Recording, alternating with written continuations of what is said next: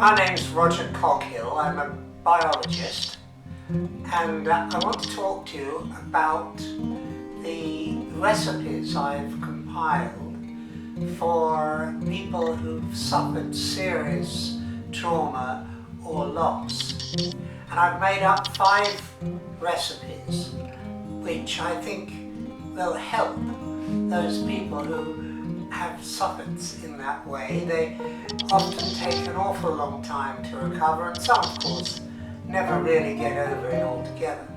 But I think these ingredients, based on serious science and biochemistry, will help you recover more quickly than normal. And I've called each one recipes for a broken heart. Of course, it's not your heart that's actually broken, everybody knows that. It's the fact that your emotional stability has been damaged, and there are biochemicals, biomolecules, which can help you restore the loss of equilibrium and that feeling of despair, frustration, desolation and loneliness which accompanies you when you lose a partner or your job or have some other serious setback in your life.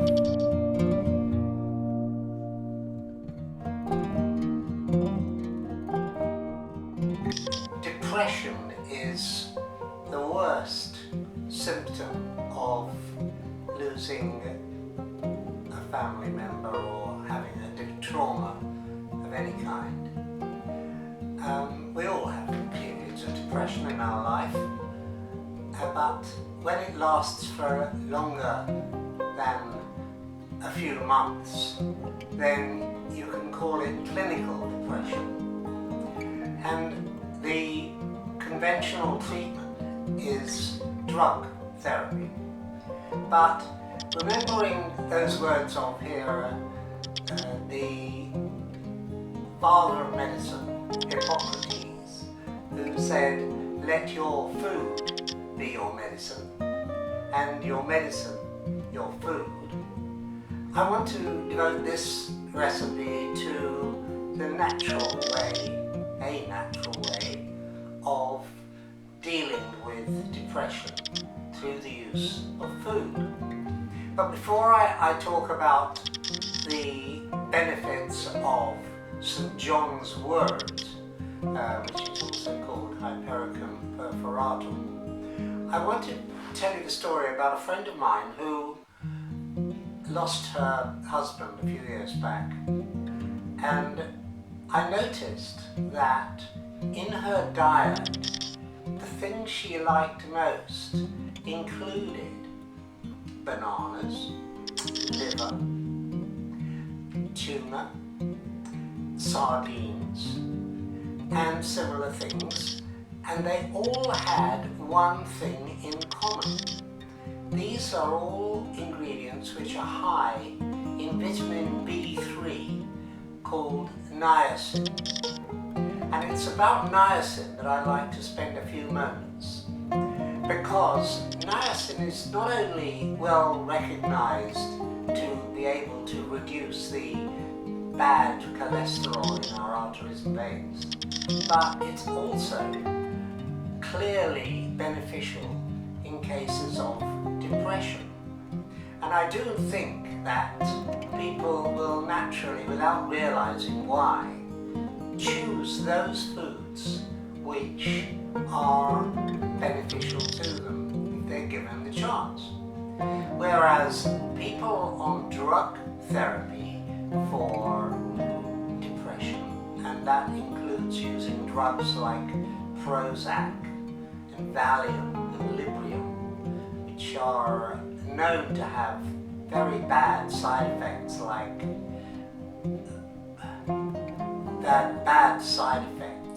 like addiction, and in the end they're causing more depression than they cure. And furthermore, they give you no real good sleep, because although they might knock you out for a period of time, when you wake up you feel just as tired as you did before you went to sleep on those drugs. And the reason being that they don't allow you to have what we need called REM sleep, stage 4 sleep. That's the sleep that you need in order to repair the cells in your body. So niacin seems to be a very important ingredient in combating depression. And so I would like to just mention some of those foods again. Bananas, liver, chicken breasts and chicken and poultry generally. And I've got a list here which I'm going to just check with you. Bacon has 11.1 milligrams of niacin per 100 grams. And when you consider that the average recommended daily allowance is 16 milligrams, it goes a long way towards it.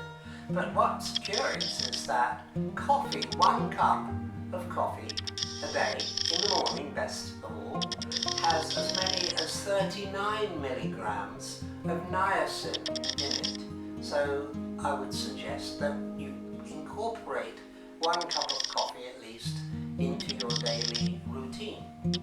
Other ingredients high in niacin include tuna, as I've said, lamb's liver, peanuts, and my friend also likes peanuts, chili powders and other spices, sun-dried tomatoes, very nice, a bit expensive but delicious. They have 9.1 milligrams of niacin per 100 grams of material. And yeast is enormously high in niacin.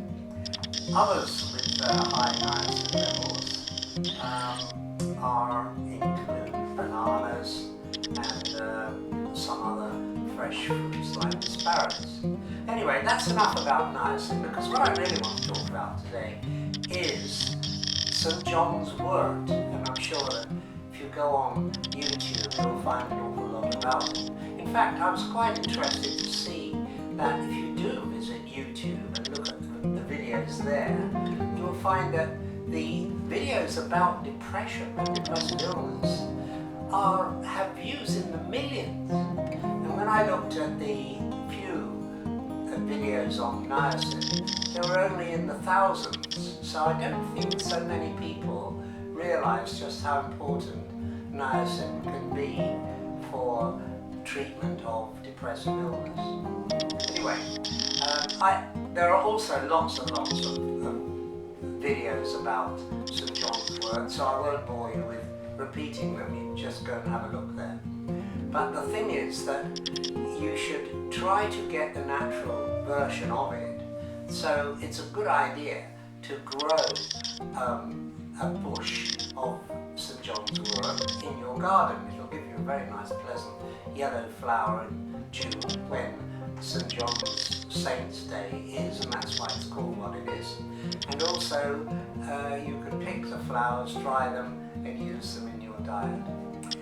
Well, I do know that there's so much on YouTube today that I'm only going to really draw your attention to those 2 elements of natural ways of curing depression.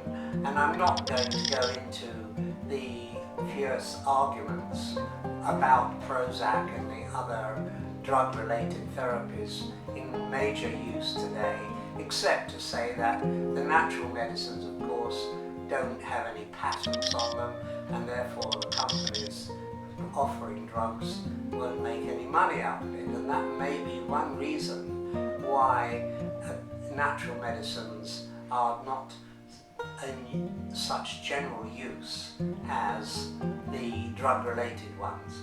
It'll be a difficult job sometimes to get off these drug-related products like Prozac, so I don't recommend you just jump straight out of Prozac into the natural way of treating depression.